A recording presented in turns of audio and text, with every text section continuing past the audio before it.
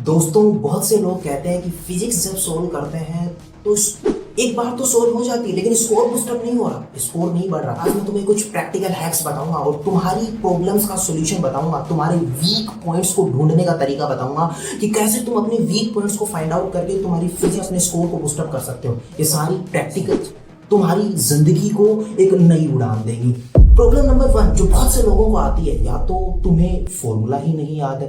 Problem number 2, formula तो आता है लेकिन उस फॉर्मूले को लगाना नहीं आता। प्रॉब्लम नंबर 3, उस फॉर्मूले को लगा भी लिया है लेकिन अब आगे कैलकुलेशन नहीं हो रही। इन तीनों प्रॉब्लम्स का एक एक करके सॉल्यूशन बताऊंगा। कि तुम्हें फॉर्मूला नहीं आता तो तुम्हें दो चीजों की जरूरत है, सीधी सीधी। एक तो रिवीजन की जरूरत है उस पूरे चैप्टर को, और इस चीज से कैसे तुम ओवरकम कर सकते हो। हम हमारे टेलीग्राम चैनल पे लगातार क्वेश्चन अब अपलोड करेंगे, तो तुम सवाल की पीडीएफ लीजिए, सवाल लीजिए और उन सब सवालों के आगे उन सब के फॉर्मूले लिख दीजिए। सवाल देखा, हाँ इसका फॉर्मूला लिख दिया, बस पहली स्टेप तो करिए, एक कदम तो उठाइए एग्जाम की तरफ। नंबर 2, तुम्हें सवाल का फॉर्मूला पता है लेकिन अब इस फॉर्मूले को लगाए कैसे ये नहीं पता। तो उस फॉर्मूले को लगाने के लिए तुम जब भी प्रैक्टिस करते हो घर पे, तब 60% तो तुम्हारा कॉन्फिडेंस होता है, सच बोलना इस चीज को, 60% तो तुम्हारा कॉन्फिडेंस होता है, लेकिन 40% तुम्हारा कॉन्फिडेंस ही नहीं होता। और जब तुम सवाल को पीछे की तरफ देखते हो, सही हुआ तो सही है, गलत हुआ तो फिर से सोचेंगे और फिर से कर लेंगे, वरना छोड़ देंगे उस सवाल को। तुम सवाल कॉन्सेप्ट क्लियर करने के लिए सोल्व कर रहे हो, ना कि सवाल पूरे करने के लिए।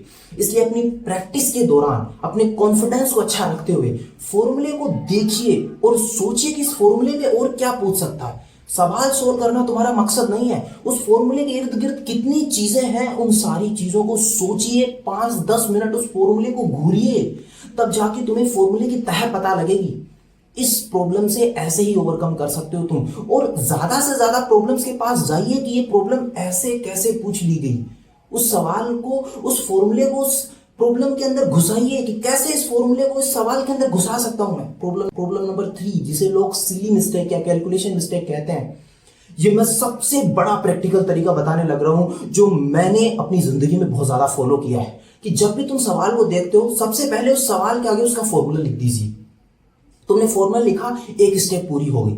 स्टेप नंबर 2, उसमें जितनी भी यूनिट्स दी हुई है, यदि कोई सीजीएस में यूनिट दी है और तुम्हें एमकेएस में चाहिए, तो पहले यूनिट्स का कन्वर्जन कीजिए। इसीलिए मैंने कह रखा है कि यूनिट एंड डायमेंशन का जो टॉपिक है उसे अच्छे से पढ़ लीजिए, वो बहुत जरूरी है।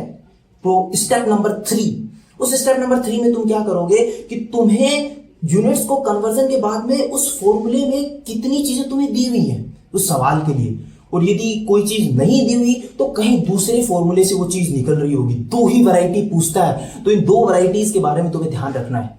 तो उस दूसरे फॉर्मूले से वो चीज तुम निकालोगे और इस फॉर्मूले में घुसाओगे। फिर करनी है कैलकुलेशन।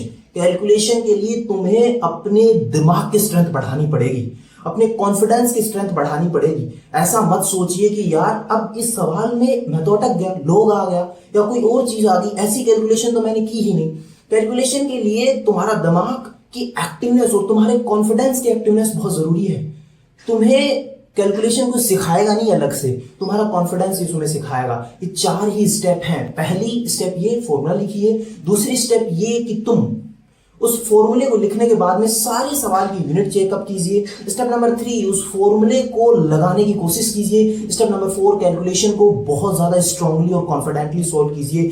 यकीन करिए मेरा, ये सारी स्टेप्स तुम्हारे सॉल्यूशन को बहुत बेहतर बना देंगे। और तुम इन स्टेप्स को देखोगे तो तुम्हें ऐसा पता लगेगा कि मेरा वीक पॉइंट क्या है। मुझे कैलकुलेशन नहीं आती, या मुझे फॉर्मूला ही नहीं आता, या फिर मुझे फॉर्मूले को, उस सवाल को इंटरप्रेट करना नहीं आ रहा है, या क्या करना नहीं आ रहा है। अब तुम्हारी वीक पॉइंट्स का सही अंदाजा हो जाएगा।